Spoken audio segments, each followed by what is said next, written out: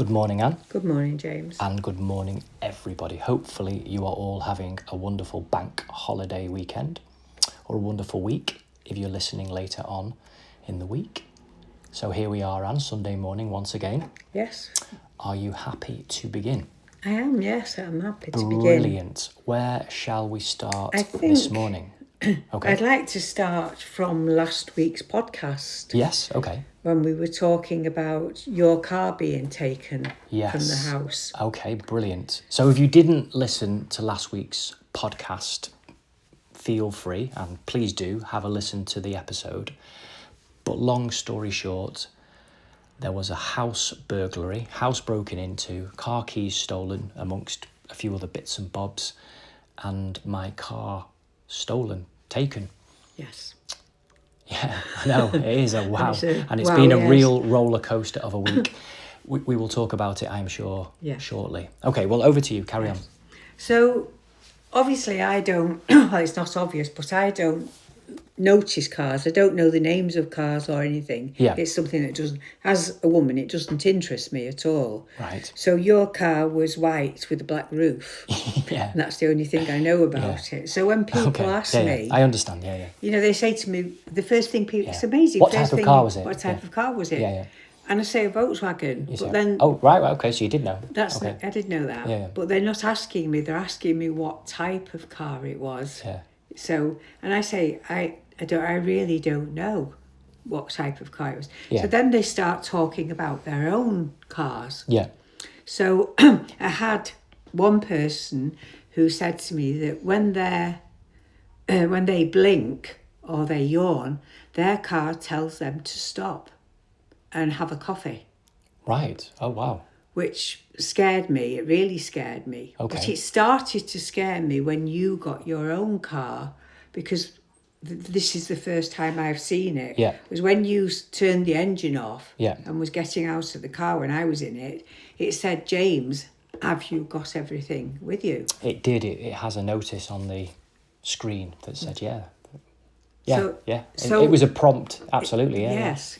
So this person who is with the coffee is that also that if she's driving long distance, it will say it's time to stop and have a break.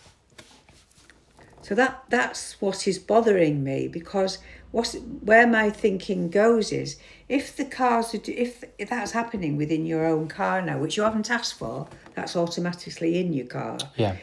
Does that mean that if you, and you may be on your way to work, don't stop the car and go and have a coffee, and something happens, can that interfere with your insurance? That's a really interesting point, Anne. I have thought about that myself with self-driving cars or semi-self-driving cars, semi-autonomous cars. Soon it may well be, or even already it may well be possible for that data in the car to be downloaded, and an insurance company could access it and say, Anne, on your journey to London or wherever it might be, a long drive, you were prompted 3 times to take a break. Yes. And you didn't. And I didn't. And then an accident happened, and therefore that may mean that you are not covered for the incident because you didn't follow the instructions of the car. Or it may have scanned your face and deemed you to be too tired to drive, and you ignored its suggestions or its commands, and an insurance company may not pay out. This is hypothetical. It is hypothetical. But I'm sure all of you listening can imagine a future, maybe in a future not too far away, where this could come to pass, where people are being scored on their behaviour, their face, their body language, their decision-making by machines who are real-time recording the data, like the data is being recorded from our phones and tablets and computers and our engagement and interaction with technology every single day. It's recording our behavioural patterns. It's also scanning facial features. It's reading so much and absorbing so much data. That data is being mined and it's being used. It could be, I think this is at the root of your concern, used against us. Yes. It's like the balance of responsibility for making decisions in terms of the decision maker is shifting from the human and its sovereignty to a machine. Yes. I think that's your concern. It's very much my concern, yes. I'll be honest, I am concerned about it as well, deeply concerned about it. And I'm sure all of you, when you think about it, all of you listening, you're concerned about it as well. It's not a given, and therefore this is not prophetic, but it is probable. Yes. And until people wake up to this, it's going to encroach and increase into our lives. And how do we feel about that? And that's a really deep, searching and important question for us to think on. It really is. How do we feel about the direction of human life and the integration, the ever encroachment of technology into our lives? And like you said, it's not a democratic process. People aren't voting for this. No. People aren't asking for it. A few individuals and huge, ginormous conglomerates and companies and corporations are deciding the course of the future. Yes. They are directing humanity forwards and prescribing what people have in their cars, in their televisions, in their phones. And they're the only options that you can buy now, moving forwards. Yes. And the other thing is that with this, in the same line of thought, is another friend of ours has a works van. Yes. Which has everything on it, how fast they're driving, where they are, their destination, everything about it. It also brakes. It can brake itself if you're going to be an accident. Okay. And somebody would say, well, that's wonderful. It's going to brake you from having an accident. Yeah. But he was out driving last week and the car itself braked. Yeah. No accident, nothing. The car suddenly braked. Yeah. So that's not only dangerous because you could have a car on your backside of the car that could hit you, but also he's not prepared for that. And if you're going to be if you're going to hit something in an accident, you brace yourself for it if it's in the front in your body. So, but he's not doing that. So you don't know what's going to happen to him and to his own body. It could be his neck. It could be anything. Yeah. Or he could be too close to the steering wheel. So it shows that there can be a fault in that. Absolutely. And if it can break suddenly, can it not break when you're going to hit somebody? So we're relying on machines. I know, it's such an interesting and disturbing area of thought, isn't it? And it really is. Really, it's the zeitgeist of where everything is at the moment in terms of the finance and energy, war. The imagination of humanity is all being wrapped up or submerged even, usurped maybe by artificial intelligence. And it's happening real time. And I think it really does come down to a spectrum, really, of where we are. And it's a hypothetical one, a thought experiment, really. But you've got freedom and safety. How much freedom are we willing to release, to give up in the name of safety? And how much safety do we wish to incorporate that encroaches upon freedom?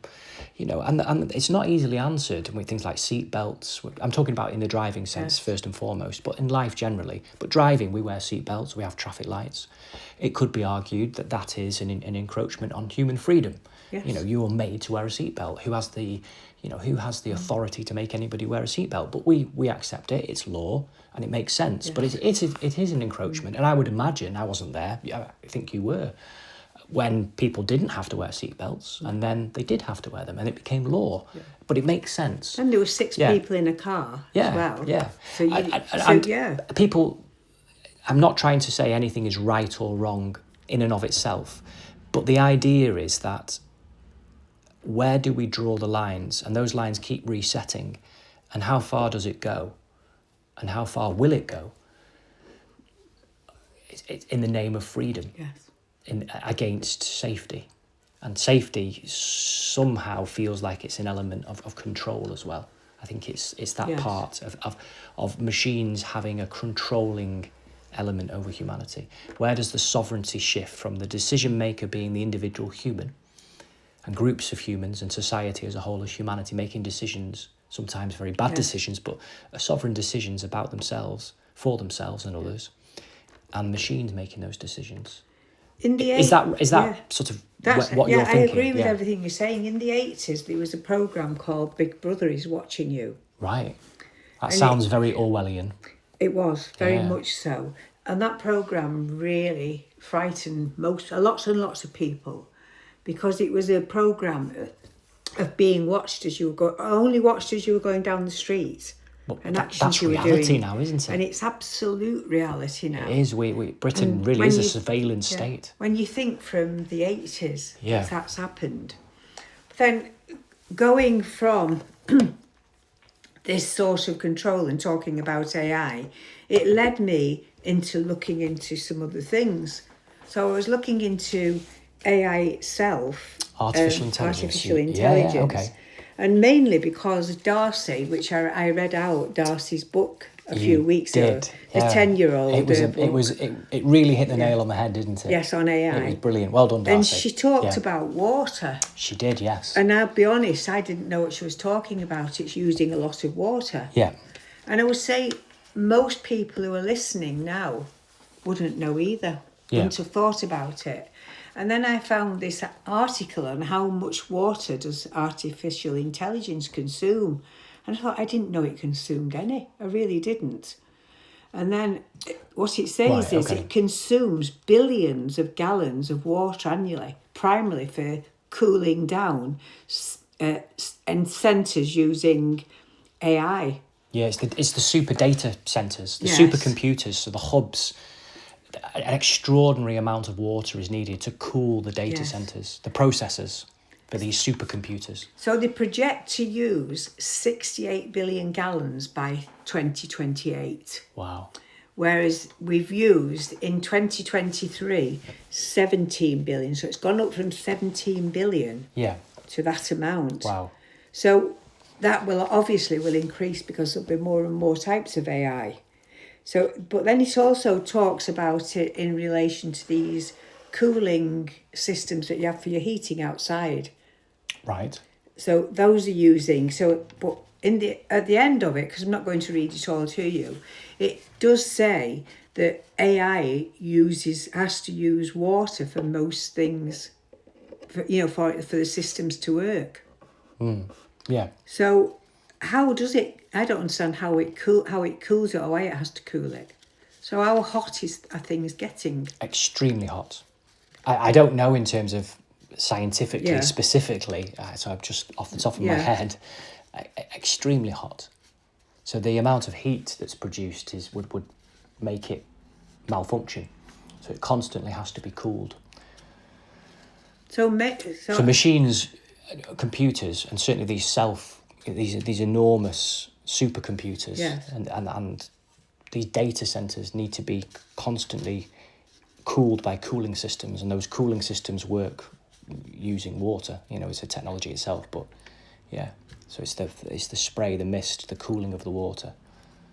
So is it like a mist they're using? I don't know what you use. Look, I'm not... No, you don't know either. Well, I know roughly, but no, I really don't know specifically. I'm not an expert or anything like that. Yes, it's the process of... it's not pouring water into it. It's the... somebody else, some of you listening might know more about it, but it's the cooling down, and it's the... I think it is linked to taking water into a mist, and that cools the data centres. I'll tell you what, I'll look into it for you, Anne, and we can report back on it. Homework for this week. I do know that it's definitely linked to cooling systems. Those cooling systems do take water, and I think it is creating some type of mist that's used to cool the actual physical data centre down. That's a bit scary, isn't it? Because you've got electricity and water together as well then. Yes. Well, a lot of our technology has water and electricity together, yes. So it must have to be very precise. Yes. With both. So we're in an age, aren't we, where I don't know, I just find it difficult because I don't like being watched any time at all. So now I feel as if I'm watched everywhere. And yet maybe that technology, I also accept that it helps, like when we were burgled last week, and I got my purse back because a lady got onto Facebook. Yeah. And as for me, so absolutely, then that social network, that social media brought you back to your purse. Yes, it did. Yeah. And that social media can make friends. People can make friends who never move out of the house. I know they're not real friends, but at least some people have someone to talk to. I'm not that keen on that one, but I'm not keen I understand. On it, but I understand there are good sides to it. Yeah, I think so. Philosophically, we could say that about everything in life. Yeah. That something could either be used for tremendous good or abused and create, tremendous bad in this world, subjectively speaking. I think are we ready for such a technological leap when we have still huge swathes of humanity living in poverty? We have inequality growing in this country and across the world. We have an environment that is being ravaged. We have the earth heating up. We have the ice caps melting. We have rainforests depleting. We have oceans being polluted. We have more and more companies turning back towards a dependency on certain types of fuel without looking at innovation in any other area, or not democratically looking at innovation in any other area. We have the rise of artificial intelligence created by the minds and a very small group of individuals. Are they morally the models of human character that we would like to shape human future? Because the mindset of those individuals will have had and continue to have a huge amount of influence, almost sort of via osmosis.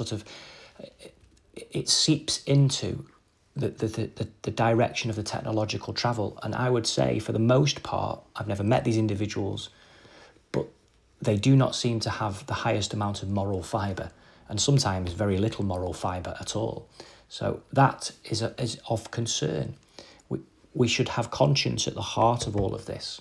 And conscience would look at not just in terms of the opportunity to do something, but looking at the timing of it.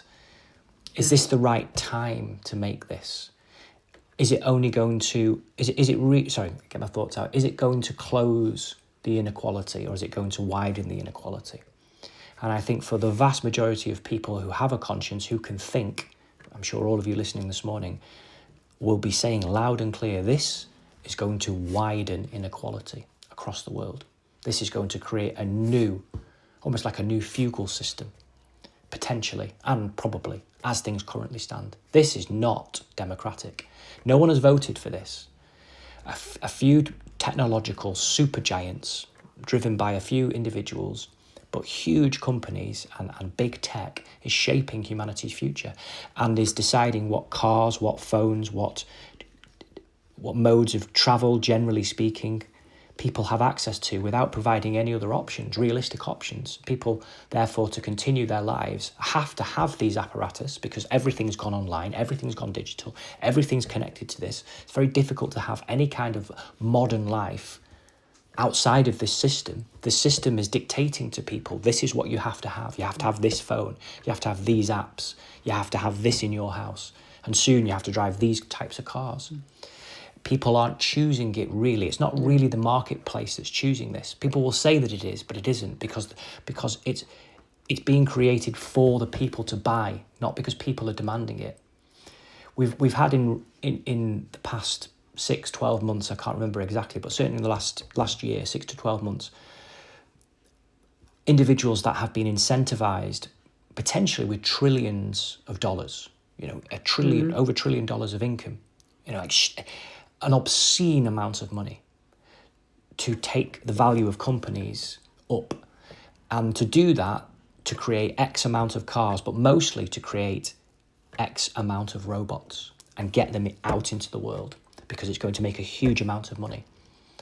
The demand for that on the ground level is minimal, other than a few people that are curious about it, and maybe some people who want to make some money connected to it. But the vast majority of humanity is not interested in that and doesn't want that and isn't being consulted about that. And if they are, they say, well, no. How about we protect our planet? How about we look to give a greater equality of opportunity across our planet? How about we protect our oceans, the air, the trees? I know this is almost like a child saying it, but it has to sometimes come from the mind of a child, or at least, to that level for all of us. It's that simple. This is madness, absolute madness. And progress for the sake of progress isn't progress. And progress in the wrong direction is not progress at all. So to say things are progressive, that's just a statement of travel. It's not a statement of direction. To say somebody's on the move is not a full statement. Where are they heading? Why are they heading there? And are they going in the right direction? And do we want to go there?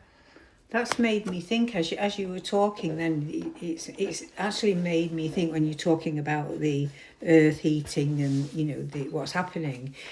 It just made me wonder and flashed in my mind as you said it, that I wonder if, I know we're being blamed a lot by people for many things as far as the climate is concerned. But then that makes me wonder, with what I've been reading about AI and the billions of water that's being used, fresh water being used for it, is that may be what's doing it, not so much each individual as with it's being used for new technology of the water. This is why it frightens me. But then the other thing of what you were saying there as well is we're not given an option. Somebody I know has been into Boots this week to buy something, and he bought something, and when he got to the tills there was only self-service, and like myself, he doesn't agree with self-service. He wants somebody serving and to see a person. I understand. And he found a lady in the store. The lady in the store went to put it through. He said, I don't want to put it through myself. And she said, I'll put it through this time, but I won't put it through again. Now, where has service gone? And isn't that lady worried about her job? Because if everybody's putting it through, why do they need her there? So for Boots, to a big company like Boots, to go all self-service is mad. But we as, like you were saying then, we as people are allowing it. Yeah. Because are we going to Our complicity enables it. Yes. We enable the rise of all of this by purchasing the items, by going along with it. And sometimes that's not a bad thing. And maybe everything I'm saying isn't a bad thing. Maybe it is. Mindlessly going along with it, blindly going along with it, without reason, without conscience, without reflection, without critical thinking, is foolish and potentially destructive. Yes. I'm suggesting we become as aware as possible, and we ask deep and searching questions, and we hold not only our leaders to account, but we hold these technology behemoths, these absolute big tech super giants to account, because it's not democratic. It's not democratic at all. And if we value democracy, it should be in all areas of our lives. If we value freedom of speech, we should value freedom of information and understanding as best the facts and figures, but also the intentions. What are the intentions here, and where are they going? And are we comfortable with that? Now, that's a different question to what do we do about it. But we can't get to what do we do about it until we know what's happening, or at least we have a sense of what's happening. That's when it quite often, when people talk about this, and myself included, and you as well, Anne, it can be deduced down to phrases like wake up, or sort of awaken humanity, or consciousness shift. And sometimes I think it's been lost as a little bit gloopy, a little bit new agey, spiritual, I don't know, well-meaning, but naivety, really.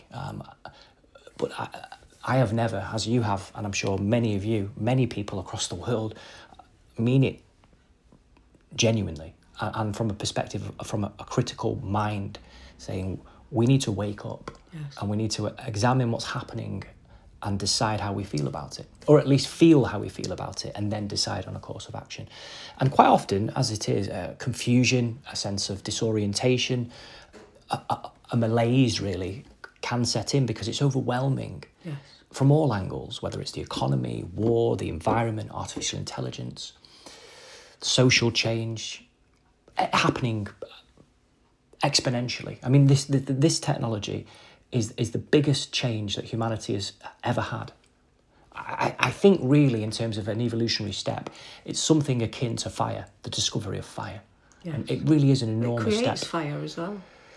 Yeah, okay, yeah. Mm-hmm. Well, many types of technology and energy create fire. I understand your point. This is to do with timing for me. And we're at a fork in the road, because we can create a civilization on Earth, we can create life on Earth collectively that can bring about a much greater equality of opportunity, a sharing of resources, and a new world. And we don't need artificial intelligence and supercomputers to achieve it. We are being told that this new world can and will come from this artificial intelligence. It's going to be brilliant. Now, that may or may not happen, but what's not being advocated for, clearly, is that we, via our human relationships with each other and our environment, and the changing of our relationships, both of the individuals to other individuals, communities to other communities, nations to other nations, faiths to faiths, east to west, west to east, men to women, young to old, old to young, if we grow in our relationships, if we mature in our relationships, if we open ourselves up, become much more of an open heart and an open mind, and invite conscience and morality and maturity more and more into our relationships, we can develop systems of ideas that then become how we live our lives, much more predicated on conscience, on a collectivism, a human goodness that can shape our world and change our felt reality and change our world and heal our world and heal humanity.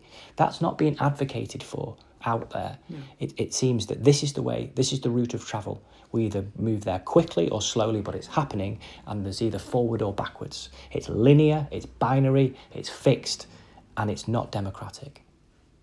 I suggest we open our minds, we open our hearts, and we examine what's happening, and we ask very, very deep and critical questions and hold people to account, because they're getting away with this. I think, and this is only me thinking it, I think that we all have, and it's a big thing for me, is personal responsibility. Yes. It's massive for myself. Yeah. Is that we are all responsible, not only for our own lives, but for what's happening within the world, but we have personal responsibility how we act ourselves. And how we act ourselves will have a massive effect on the rest of the world even. One thing. And the one thing that I always think, and this is only me thinking it and feeling it, is and this would take enormous courage, what I'm going to say now, because it would mean somebody's wages, somebody's livelihood, is that if every person who works on weapons of destruction said, I am not working them, I am not making them. I will make you something beautiful because I have that skill. I am not making a weapon of destruction anymore. And that one thing, nobody making a weapon of destruction, would stop wars. Absolutely. Yeah. So it's personal responsibility for me I think in life. I agree with you, and I think you've outlaid it very clearly in the most simple terms, real baseline. If people stop making the weapons of mass destruction, there would be no weapons of mass destruction. The urgency is we are, really, really at the last breath here, where machines will do it. And machine learning, powered by and centred on and anchored in artificial intelligence, where humans won't be necessary. Once the equipment and once the systems are in place, humans won't be necessary. They won't be necessary. Or there'll only be a very small band of humans necessary. So for humans to have a say and for humans to have sovereignty and an effect of what's happening, we are really in the last few breaths here. So the urgency, that's the urgency. Yeah, it is. It's and that's really why humanity has to wake up, because we are on the cusp of being locked into a digital age, the likes of which has never been seen. And it may lead to exponential technological evolution at the cost of humanity. Yes. And I mean at the cost of humanity. No humanity, or a humanity subjugated, maybe not so much like an Orwellian future, more like a Huxley future, in terms of everybody lives a very pleasant life and it's very comfortable, but nobody gets to make a personal sovereign decision. No. Everything is in one way, shape, form or another made for you. Scary, isn't it? It is, but it's very difficult to face because it's almost like it causes I don't know, it's almost like it's something like a paralysis or something. It's difficult to find the words because it's so enormous that you can't find the edges of it to be able to fathom it, because it really is imagination, and it starts to feel like science fiction, dystopian film.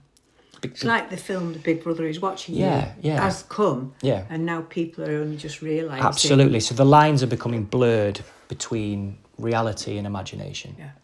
And that it's always been that. It's always been that. So protect imagination, think for ourselves, and the power of humanity united can shape the future, and that's the positivity I feel that we can finish on. Yeah. And that is true, that a united humanity in collective unity, a cohesive, cooperative humanity across gender, across religion, across faith, across geography, across our world, united together, is the most powerful force. And that hope, that optimism, and a faith in that can and will shape the future of humanity if we choose it. And no amount of fear can deter that. And that is what I suggest we turn towards. We turn towards each other, we turn towards the goodness of each other, and we stand together as one humanity, sharing one earth, and we stand united, unified together, and that's our future, and we can choose that. So focus on that, choose that, give energy to that, and the future is bright, and the future is human, and hope and optimism and celebration can and will return. Yeah.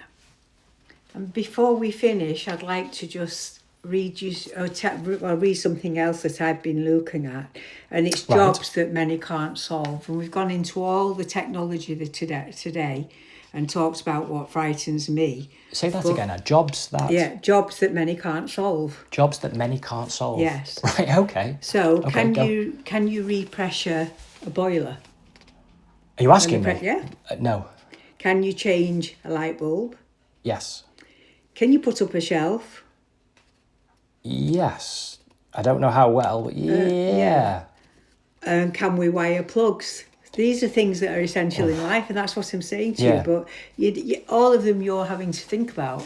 Yeah, and isn't that scary? Used to be that used to be the absolute norm, yes. The absolute norm. So that's what I'm saying is, do you know where the stopcock is in the house? I think so. You think you know where it is? But no, not for certain, no. No, you're not certain. I do think so, yeah. Yeah.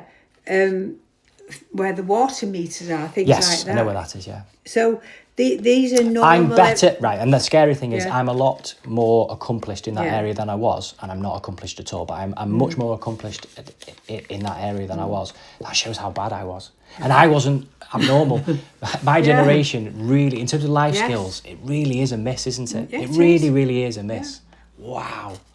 And now it's come down to telling the time, tying shoelaces, knives and forks, holding a conversation. It's gone even lower. Children can only read 24-hour time with 24-hour clock. I know. That really bothers me. Is why hasn't a child learned how to? Yeah. And a child can go to nursery without being potty trained, still in nappies. I know. Go to school. I know. So this is why we've talked about, or why I've brought it up today.